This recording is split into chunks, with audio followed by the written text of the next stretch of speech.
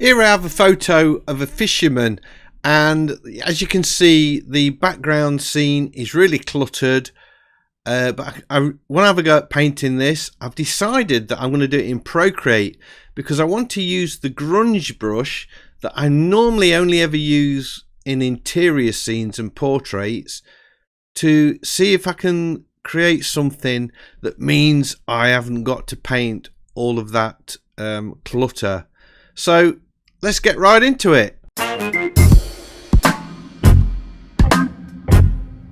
So here we are in Procreate. I'm going to use one of my colour palettes that I've created. This time I'm going to use the Turner palette. I felt that that was an appropriate one for this. I like the colours in it.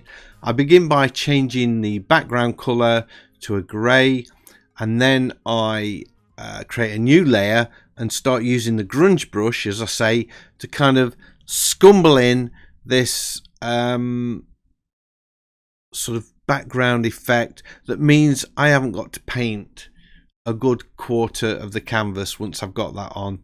So let's see if this works. I also use the Procreate shape tool just to get an ellipse for this fishing. I don't know what you call that. I'm not really a fisherman. My brother is. He's big into it. And I went with him once and fell in the river, and it kind of put me off, so I've not been again. Fishing net, that's it, isn't it? Where you can sort of keep your fish, or is it a keep net? A keep net, where you can keep your fish. Oh, that's interesting. Pinterest has just thrown up a picture of a piranha. Wasn't expecting that. So anyway, I've used that elliptical brush tool, so you can sort of draw a circle or an ellipse. Keep your stylus on the screen and it sort of makes a perfect shape. So I found that quite useful for that.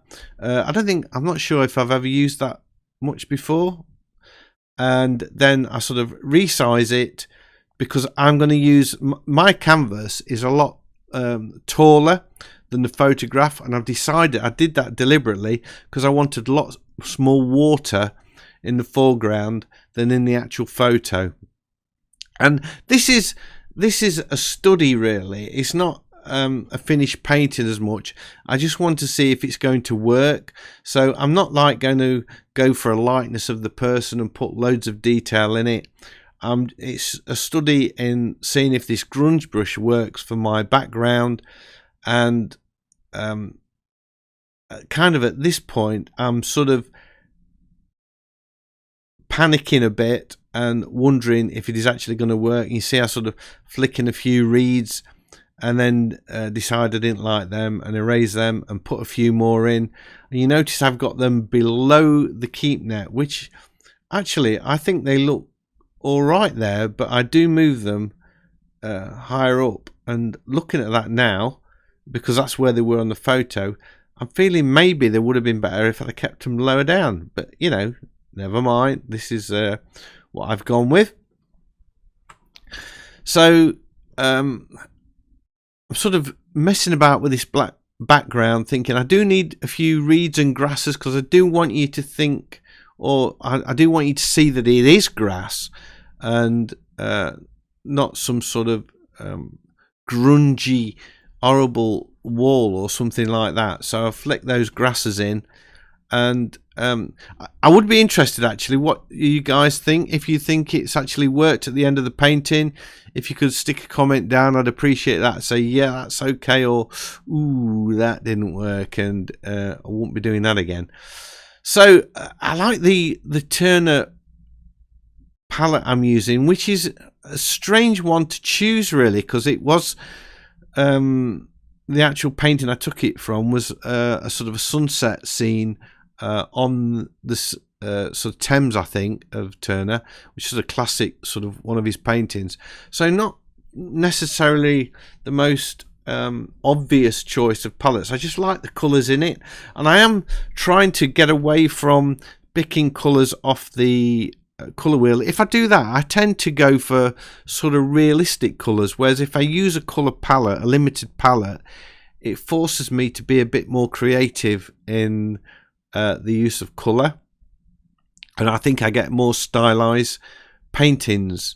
So that's why you'll suddenly see me for the last couple of paintings start using colour palettes again that I've created.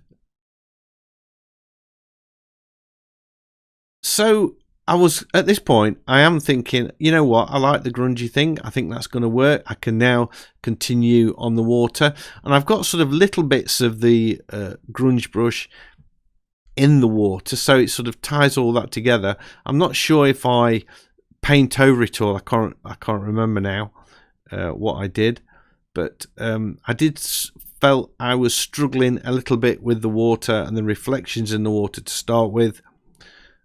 But we'll see how we get on. I sort of use the blending brush to sort of drag down brush strokes to sort of create that reflected water effect.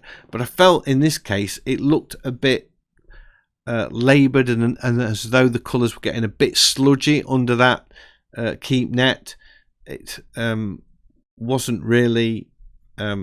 I wasn't feeling it at that point, so I sort of left it for a little while and then went into painting the figure, and I was sort of using oranges and a sort of a mauve colour for the skin. And as I say, I'm not interested in painting detail in the face, so that's pretty much all I do for the face really.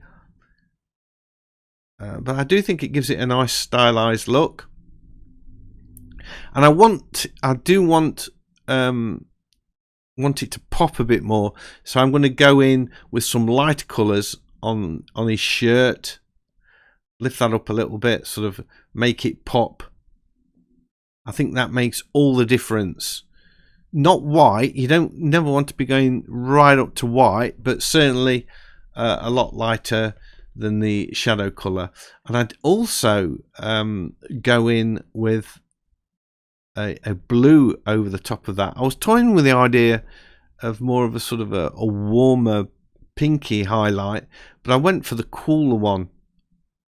And I think sometimes those sort of blue whites seem whiter than the warm whites, so that's why I did that. I'm not so sure if it's the correct way to do it, because the sunlight would be making the colour appear warmer, but I went with the cooler option.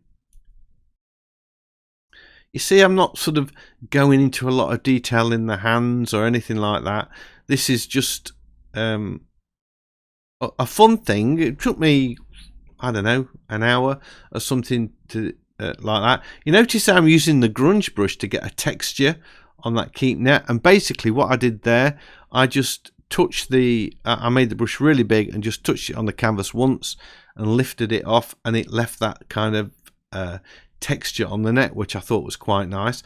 I do pretty much paint most of it out as I'm going, but it was an interesting exercise to see that appear, and I reckon I could use that texture really nice on some rocks, because I've been thinking about with the rock paintings, when I was doing watercolors, I would get a really dry brush and drag it over the textured paper, and it would put this texture on the rocks, which would look really cool. And looking at that, I think that grunge brush would do perfect for that. So you might be seeing me using that in the future to do some texture work on not just rocks, but all sorts of things.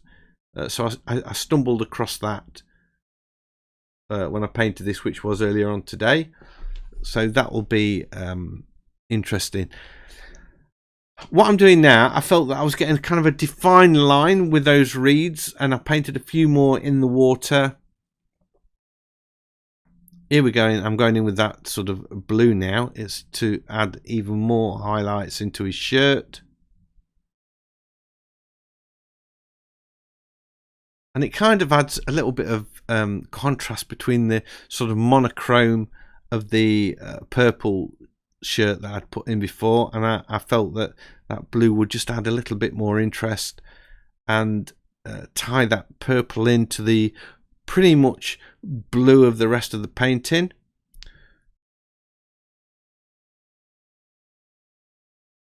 So I'm going in with some darks in his waders, and then I'm kind of painting in these reflections. At this point, I'm still not overly pleased with what I'm doing with those reflections, but this is where I start to work on it, I think.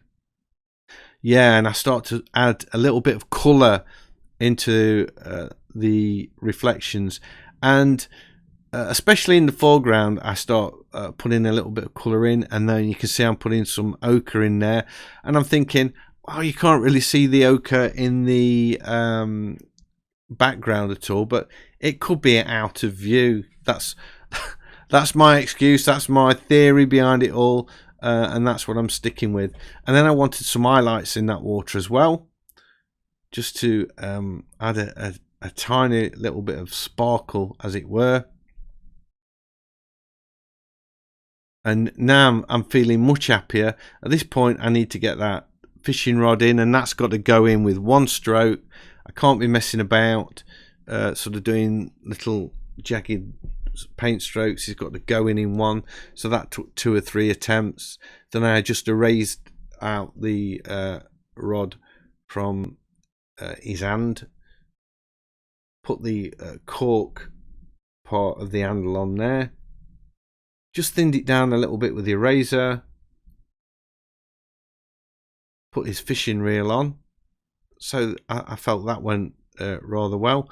A few tiny highlights on that keep net, tidied up the edge slightly. So I'm really, at this point I was beginning to feel a lot happier with this painting, because it is a study, but I feel it's that piranha's come up again. I don't know what's happening there. So I think that was an email. The first one was from the Pinterest app, and the second one was from an email saying that this piranha picture is something I might be interested in. Pure coincidence. Anyway, where are we? We're getting very close to the end now. I put a few sort of vertical strokes in that water.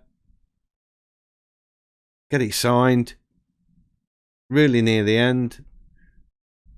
Here we go. Just a few final details. And that is it. That is my using the grunge brush on a landscape to see if I could avoid having to paint lots and lots of detail. So I hope you've enjoyed this video. If you have, big thumbs up as always, much appreciated. And if you're new to the channel, please consider subscribing, because I've got lots of videos like this and I would love to be sharing them with you. So hopefully I'll see you all in the next one. Bye.